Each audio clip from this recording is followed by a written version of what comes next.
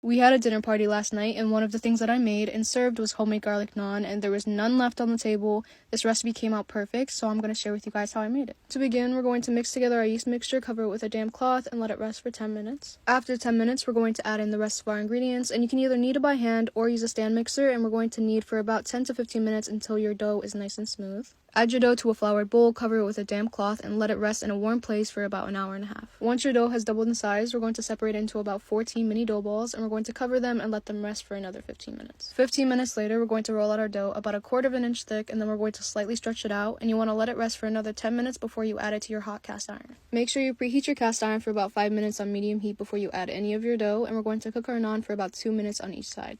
Mix together your ghee mixture and brush it on your fresh naan, and for more in-depth instructions, make sure to head to my blog because I was able to touch on so much more there, and you're done.